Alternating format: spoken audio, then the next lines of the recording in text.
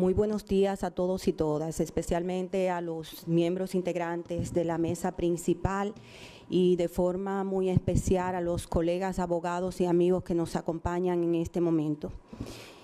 En primer lugar, deseo hacer, antes de comenzar el tema que nos ocupa en la mañana de hoy,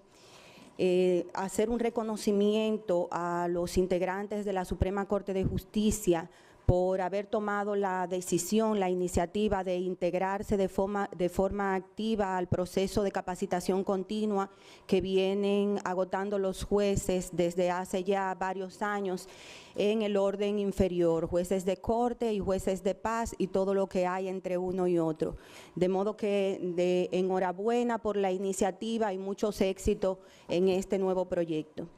En segundo lugar, agradecer la apertura de este espacio de discusión, que es el espacio más neutral posible para los jueces, los abogados y los representantes de las distintas áreas del sistema de justicia penal, que es el ámbito más neutral, el académico. En ese sentido, es importante que nosotros tomemos en consideración que hoy vamos a hablar de un tema no solamente de actualidad, sino de un tema que nos ha estado ocupando en los últimos 10 años, que es el tema procesal penal.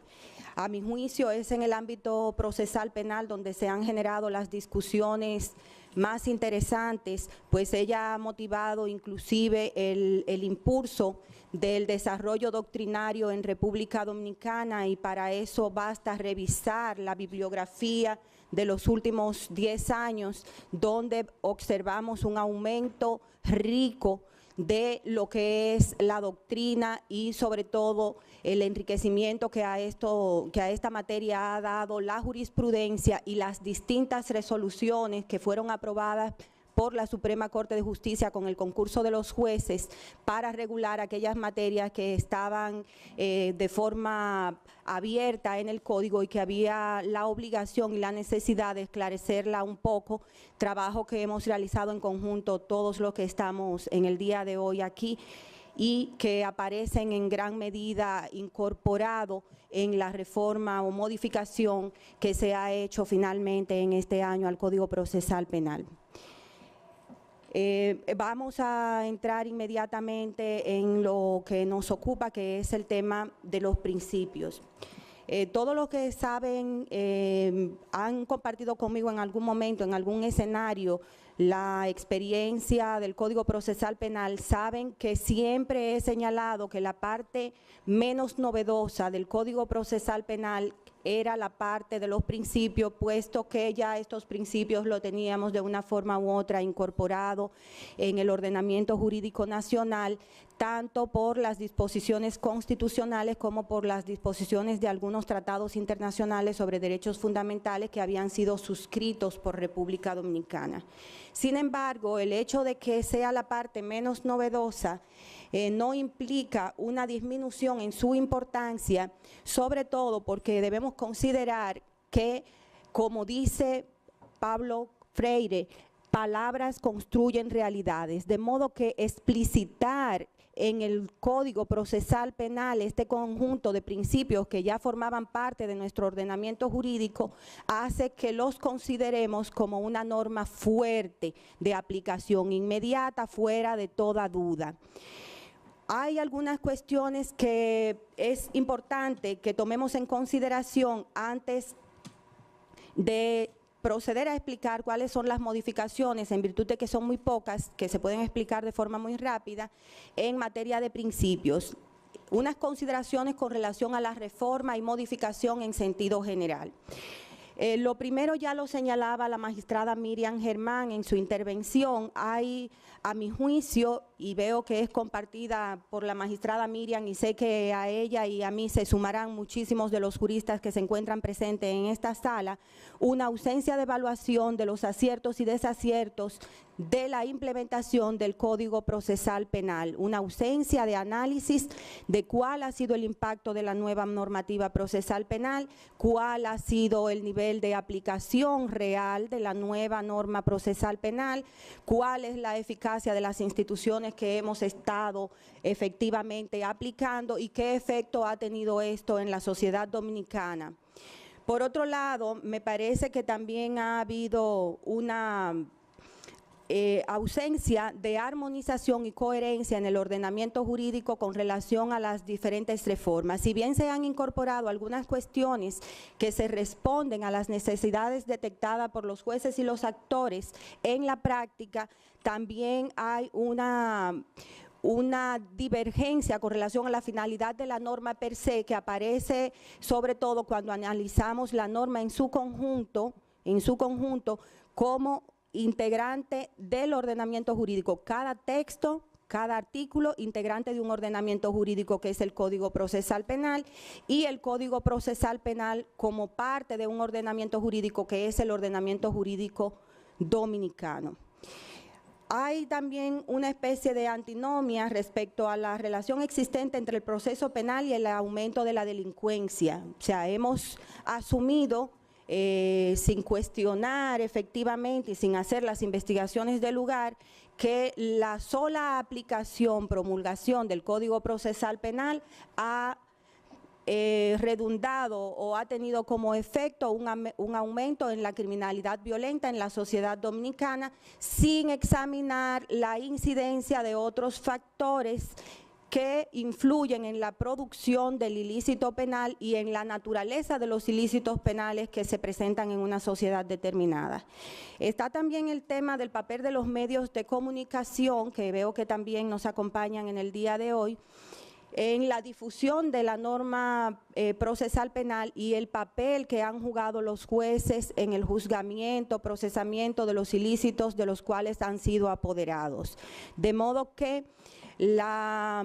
prensa ha reseñado de forma principal la parte negativa, la producción de la impunidad, la incidencia del Código Procesal Penal en el pronunciamiento de órdenes de libertad en la fase de investigación, sin que se examine efectivamente si una sociedad debe estar sujeta a prisión preventiva de forma mayoritaria, y sobre todo si la prisión preventiva es la forma más eficiente para garantizar la paz social en un país donde la incidencia de delitos graves y sencillos, simples, es muy elevada. ¿Qué mecanismos de política criminal debemos de implementar? ¿Qué medición para que haya una proporcionalidad? Recuerden que la norma, no solamente la penal, sino cualquier norma de derecho debe responder a las necesidades particulares de la sociedad en la que se dicta o promulga. Y por último, una errada creencia en el poder de la norma para cambiar conductas, no solamente de los ciudadanos como tal, como ocurriría en el caso de las normas penales, sino también en los actores del proceso penal. A estas alturas, después de 10 años de implementación del código, yo me pregunto si realmente hemos cambiado las prácticas procesales en los actores del sistema de justicia de conformidad a lo que fue previsto como modelo de proceso penal en el Código Procesal Penal tipo. ¿Cuáles son algunos peligros que se observan en las reformas parciales, no en las reformas integrales de la norma?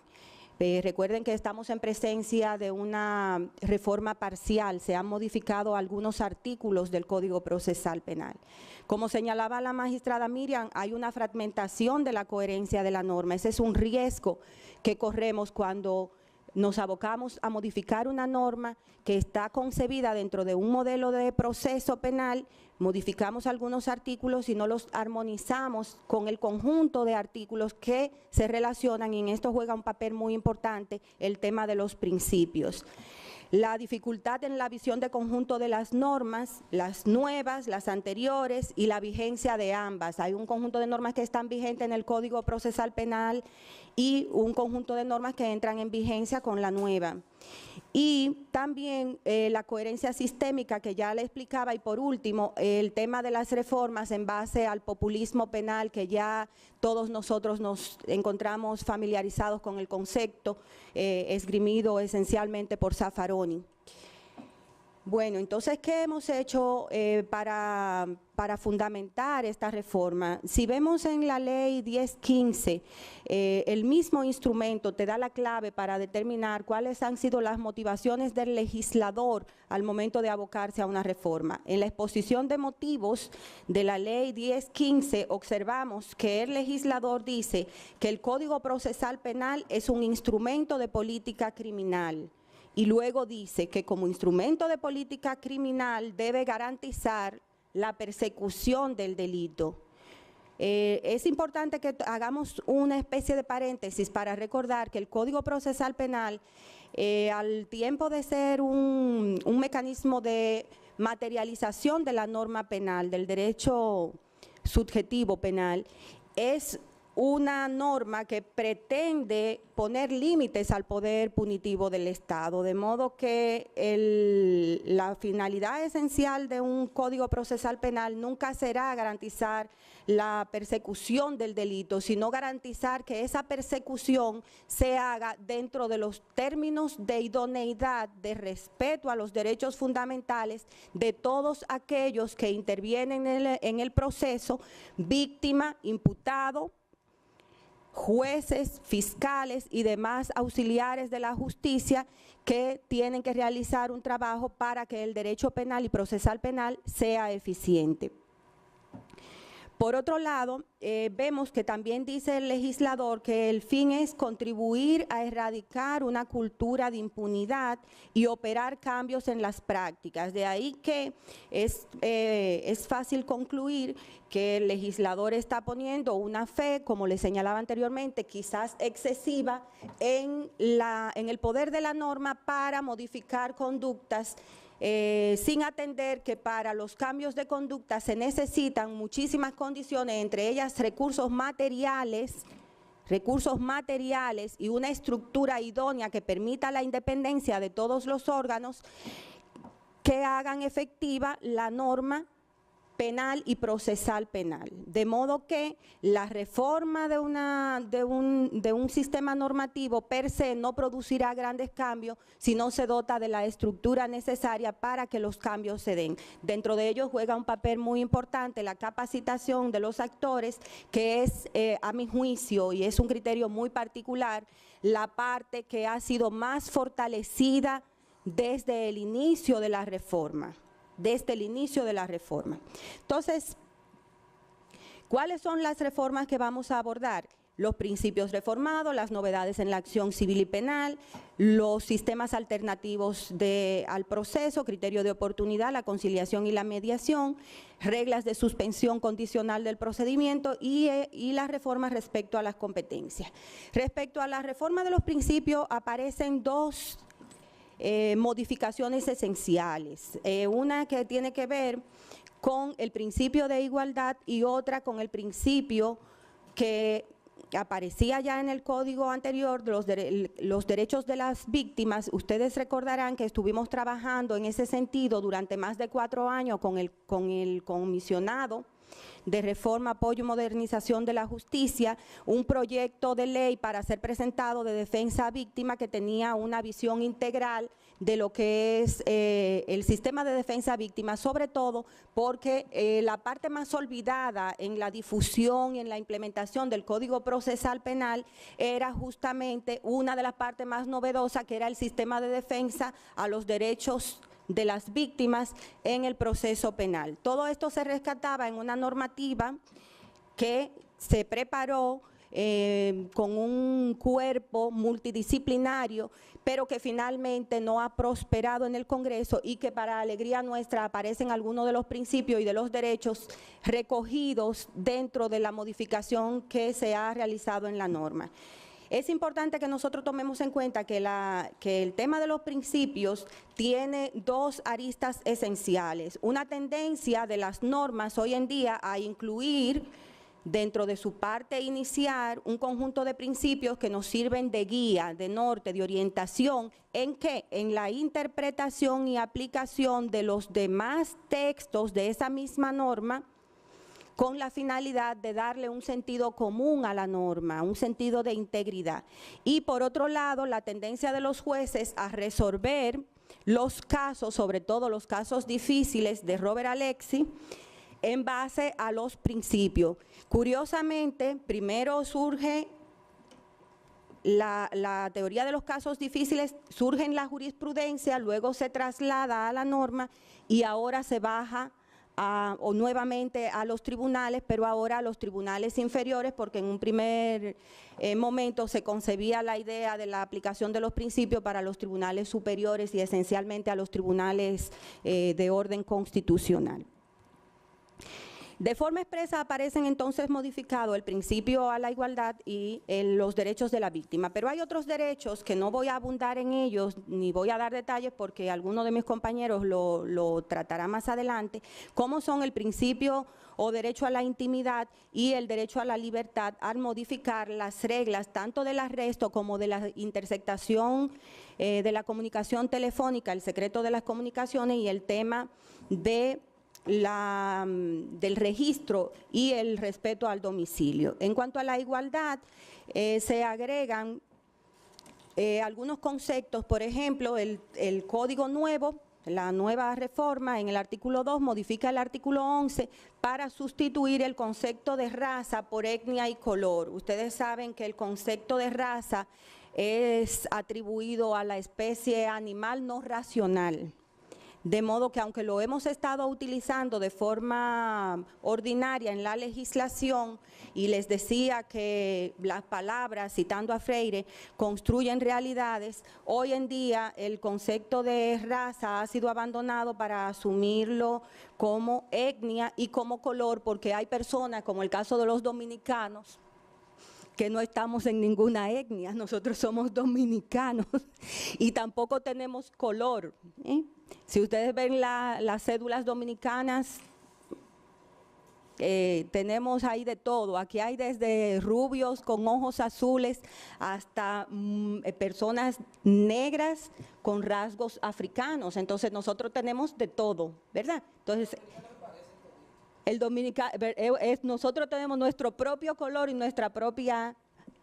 etnia, entonces nosotros somos una clase aparte y si salimos fuera y nos relacionamos con otras personas o aquí mismo, porque somos fuente de intercambio con muchísimas culturas y muchísimos países por el tema del turismo sobre todo, nos vamos a dar cuenta con mucha facilidad de esta realidad. Entonces la norma introduce esa pequeña modificación que aunque no es una modificación muy sensible, es una modificación. Al margen de que hay otras modificaciones que son literales, que constituyen eufemismos y como decía un lingüista amigo, los eufemismos tienen el problema de que terminan siendo contaminados por la realidad y las cosas terminan siendo lo que son, aunque la llamemos diferente. De modo que lo que hay que cambiar es las realidades para que tengamos entonces conceptos diferentes. En cuanto a los derechos a las víctimas, se incluyen como derechos asumir la propia representación, que era un derecho exclusivo de los imputados, y ser asistido por un abogado de su elección o por un abogado proporcionado por el Estado. Ustedes saben que esa es una práctica también que se viene desarrollando con la Oficina de Defensa Víctima de la Procuraduría General de la República, pero con muchísimas limitaciones como la limitación territorial, que solamente están siendo ejercidas en algunos lugares como el Distrito Nacional y el Departamento Judicial de Santo Domingo. El derecho a intervenir en el proceso penal y a ser informado de los resultados del proceso en la forma prevista en la norma. Luego aparece una reforma en el artículo 84 que incluye un catálogo de derechos que vienen dados por los tratados internacionales y que, como les señalé, aparecían recogidos en el proyecto que se estuvo trabajando en el comisionado. Estos derechos son recibir un trato digno y respetuoso, ser respetada en su intimidad, otorgar seguridad a la propia víctima y a sus familiares en caso de necesitarlo, intervenir en el procedimiento conforme lo establecido en el Código, recurrir todos los actos que den por terminado el proceso, ser informada de los resultados del procedimiento y del proceso, y un conjunto de cuestiones que ya estaban previstas en el Código de forma dispersa en distintos artículos. Con relación a la acción, también vemos que se incorporan algunas de las cuestiones prácticas que ya veníamos realizando en estos 10 años de aplicación al Código Procesal Penal. Por ejemplo, se clarifica cuál es la competencia expresamente para el conocimiento de la acción privada, que es justamente el procedimiento especial de acción privada, que sigue regulado de forma un poco escueta, y aparece también la particularidad de diferenciar en cuanto a la instancia pública, la acción pública a instancia privada, algunas modificaciones que venían ya dadas por leyes especiales como producto de la adopción en el ordenamiento interno de los tratados internacionales, como es el Tratado de Libre Comercio, que implicaba la exclusión de la protección de la marca de fábrica de la acción privada para dejarla en manos de la acción pública o la acción pública a instancia privada. También en materia de acción privada, la violación de propiedad, que por ejemplo en el caso de nosotros, los jueces de la provincia de Santo Domingo, es el grueso, la mayor parte de las demandas son violaciones de cheque y violación de propiedad. Ahora la violación de propiedad pasa a ser de acción pública, mientras que la violación a la ley de cheque trae la particularidad de que en caso de falsificación de cheques, porque la ley de cheque contempla un sinnúmero de infracciones. Creo que debo hacer esa aclaración porque ha sido como aceptado pacíficamente que lo único que tiene la ley de cheque es la expedición de cheques sin la debida provisión de fondos. Y no es así. La ley de cheque tiene más de 7 tipos penales y dentro de esos tipos penales está la expedición de cheques falsos o la falsificación de un cheque. Entonces, este supuesto penal que aparece en la ley de cheque aparece hoy en día expresamente atribuido como infracción de acción pública a instancia privada. ¿Cuáles modificaciones aparecen incluidas respecto a la acción civil? Se introduce el término de demandado, otra modificación de orden lingüístico, que se corresponde con el lenguaje utilizado en el derecho civil y en el proceso civil. También aparece la clarificación de la ausencia de necesidad de probar que el perjuicio es directo y personal cuando se trata de intereses difusos y colectivos, lo cual a mi juicio es una redundancia, pero no está mal que se aclare, porque todos los que nos hemos interesado un poco por el tema de los intereses difusos y colectivos, sobre todo a raíz esencialmente del auge que ha tomado el derecho ambiental en República Dominicana, que es una fuente importante de ejercicio de los abogados, sobre todo en materia administrativa. No recurren mucho al área penal, pero en el ámbito administrativo es pan nuestro de cada día. Entonces, en ese sentido, una característica esencial de los intereses difusos y colectivos es que no te requieren un perjuicio directo y personal. Es de las excepciones a las reglas de responsabilidad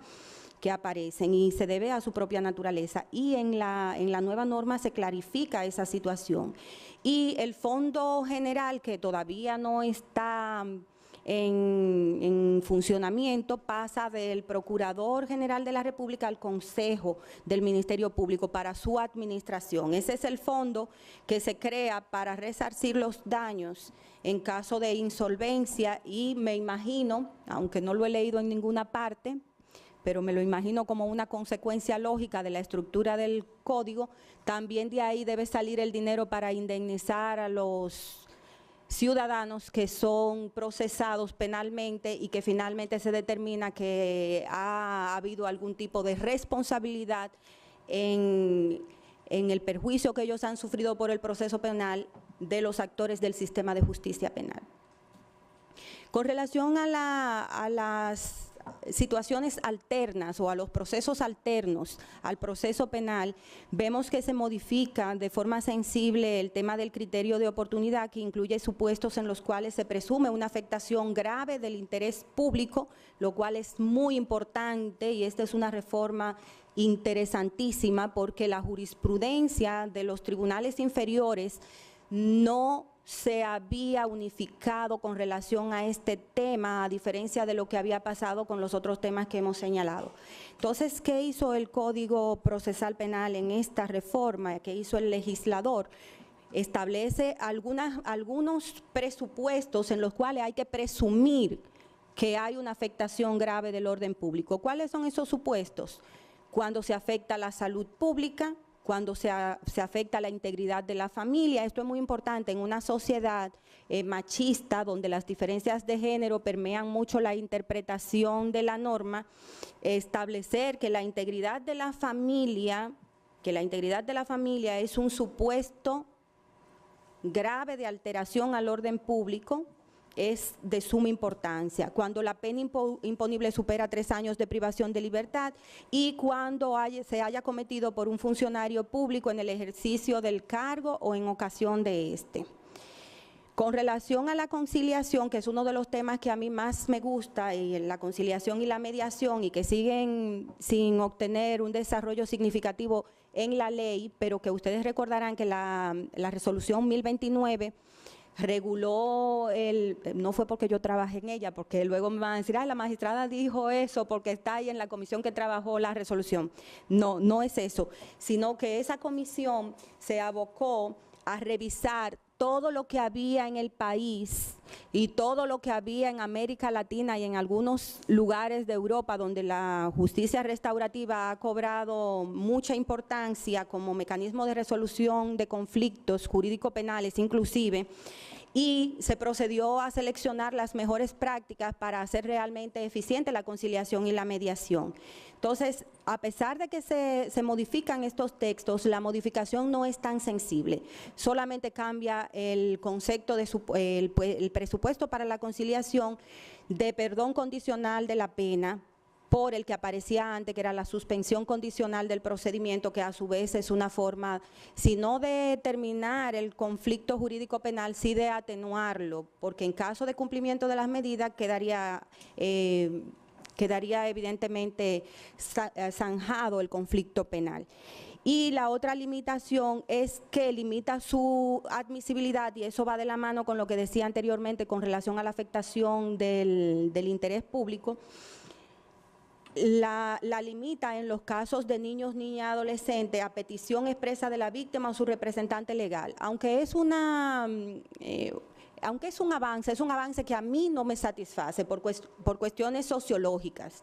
Todos los que estamos vinculados al sistema de justicia penal sabemos que por una cuestión de dominación económica, de dominación social, las mujeres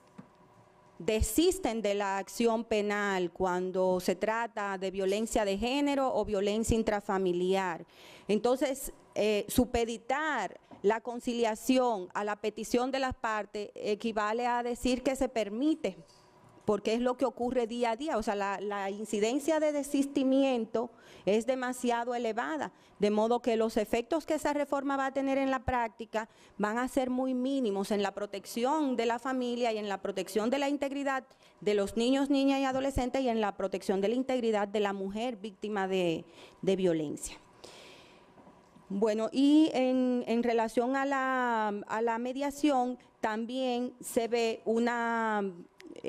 pequeña modificación que faculta al Ministerio Público a solicitar asesoramiento, como ocurre en todas partes donde la mediación ha alcanzado un nivel de desarrollo, que se crea un banco de mediadores, y del banco de mediadores pueden recurrir las partes a él para asistirse en ese procedimiento de mediación, o si no, el Estado se los proporciona, aunque debo decirle que recientemente, viendo la experiencia en España, la mediación es judicial, ellos tienen su centro de mediación y lo que hacen es que tarifan la mediación por hora y ponen un límite a las secciones de mediación, después de las cuales se presume que no se va a llegar a ningún acuerdo, pero es una mediación que se pagan tarifas muy mínimas, que se carga a las partes y que inclusive tiene incentivos. Por ejemplo, si yo voy sola, si solicito sola la mediación, tiene un costo más elevado que si la solicitamos en conjunto, de modo que hay una situación que puede ayudar con el tema de los costos, porque en el derecho penal en todas partes es un derecho que afecta sensiblemente a las personas con menos posibilidades económicas. También en el tema de la prescripción de la acción penal hay modificaciones sensibles, introduciendo nuevos supuestos de imprescriptibilidad esencialmente. Y hay algo que me parece a mí que es importante y es lo último que voy a señalar, puesto que las modificaciones con la competencia, y me quedan muy poco tiempo, no son tan novedosas en el sentido de que ya la Suprema Corte de Justicia las había regulado por resolución. El tema de la facultad de los jueces de paz como jueces de la instrucción y la competencia que tenían como jueces de la instrucción. El tema de la prescripción, lo más importante que me parece a mí es el tema relativo al estado de reverdía de algunos de los imputados. Y el tema del aumento a los atentados contra la vida. Yo subo audiencia, prácticamente la Corte sube todos los días, lunes a viernes, y el rol de audiencia siempre tiene 30, 32 audiencias, y 26 son homicidios. Tenemos 26 audiencias imprescriptibles ahí. O sea, me parece que es un supuesto demasiado amplio de imprescriptibilidad, porque no solamente es en el caso de la ejecución de la pérdida de la vida humana, sino también los atentados contra la vida humana. Entonces, eso abre un abanico de imprescriptibilidad demasiado elevado. Y la jurisdicción de atención permanente, que siempre debió haber sido permanente, la jurisdicción permanente debió ser permanente desde el inicio, en el sentido de ser 24/7, como dicen los muchachos jóvenes. Hoy la misma norma procesal penal en su modificación dice que debe ser 24/7 en sede. O sea, no ficticiamente hasta las 12 del mediodía, sino que tiene que haber un juez permanentemente. Les contaré al respecto que estuvimos visitando el equivalente de lo que sería un juzgado de atención permanente en España. Y la experiencia es que el juez tiene su cama, es como el juzgado. Tiene una parte que tiene su enfermería, tiene su cama, el fiscal duerme ahí, el secretario duerme ahí. ¿Qué ellos hacen? No se presentó ningún caso, duermen. Se presentó un caso, se levantan a atenderlo. Esa es la realidad en otros países. Y si queremos cumplir los plazos, yo sé que eso duele y yo vengo desde la condición de oficinista,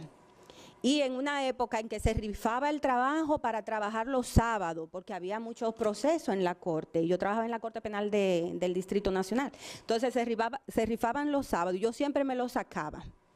La única suerte que he tenido así en premiación. Y entonces yo le dije al presidente de la Corte, magistrado, vamos a hacer una cosa, para no generarme falsas expectativas, yo voy a venir todos los sábados, y ya yo sé que no tengo la ilusión de que en algún momento no voy a venir, ya yo sé que tengo un compromiso de venir los sábados. Entonces, ¿qué pasa? Que yo sé que es duro, y lo digo porque los jueces de paz se nos quejan mucho, los jueces de instrucción se nos quejan mucho con jurisdicción de atención permanente, pero tenemos que tomar en cuenta que nosotros realizamos un servicio social, nosotros somos servidores judiciales y la cosa va por escala. Ya cuando a mí se me quejan, yo lo que le digo es, óigame, pero usted tiene una muy buena motivación para querer ascender a una sala, a un tribunal colegiado. ¿Cuál? No ir a atención permanente. Entonces, miremoslo desde el punto de vista positivo. Esa es una motivación para querer alcanzar un nuevo escalón dentro de la carrera judicial. Muchísimas gracias por la atención que me han prestado y muchísimas gracias a los organizadores de esta actividad por invitarme.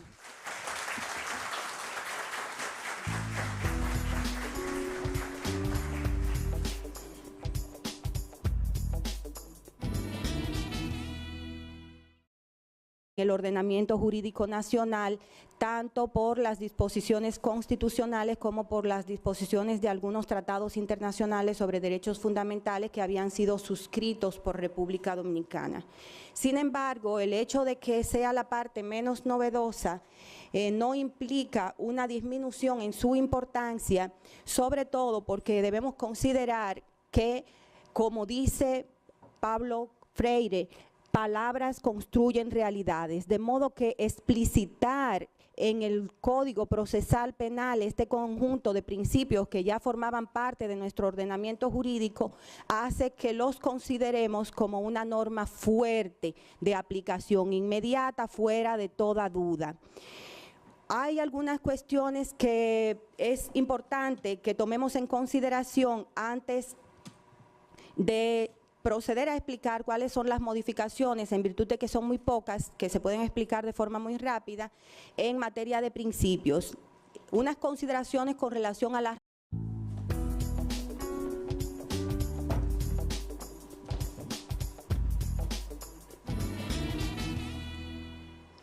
Muy buenos días a todos y todas, especialmente a los miembros integrantes de la mesa principal y de forma muy especial a los colegas abogados y amigos que nos acompañan en este momento. En primer lugar, deseo hacer, antes de comenzar el tema que nos ocupa en la mañana de hoy,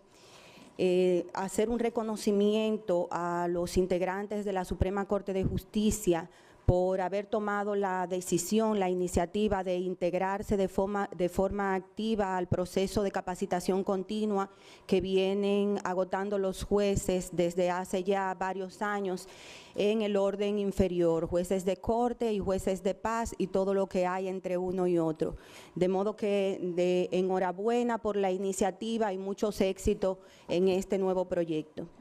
En segundo lugar, agradecer la apertura de este espacio de discusión, que es el espacio más neutral posible para los jueces, los abogados y los representantes de las distintas áreas del sistema de justicia penal, que es el ámbito más neutral, el académico. En ese sentido, es importante que nosotros tomemos en consideración que hoy vamos a hablar de un tema no solamente de actualidad, sino de un tema que nos ha estado ocupando en los últimos 10 años, que es el tema procesal penal. A mi juicio es en el ámbito procesal penal donde se han generado las discusiones más interesantes, pues ella ha motivado inclusive el impulso del desarrollo doctrinario en República Dominicana, y para eso basta revisar la bibliografía de los últimos 10 años, donde observamos un aumento rico de lo que es la doctrina y sobre todo el enriquecimiento que a esta materia ha dado la reforma y modificación en sentido general.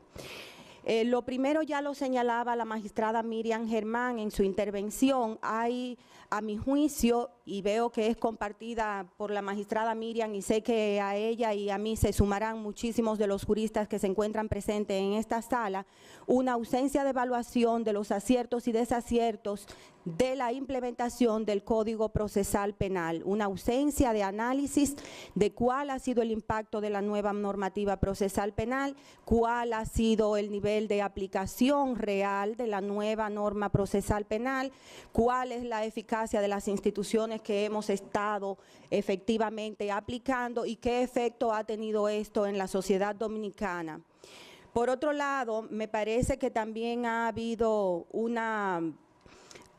ausencia de armonización y coherencia en el ordenamiento jurídico con relación a las diferentes reformas. Si bien se han incorporado algunas cuestiones que se responden a las necesidades detectadas por la jurisprudencia y las distintas resoluciones que fueron aprobadas por la Suprema Corte de Justicia con el concurso de los jueces para regular aquellas materias que estaban de forma abierta en el código y que había la obligación y la necesidad de esclarecerla un poco, trabajo que hemos realizado en conjunto todos los que estamos en el día de hoy aquí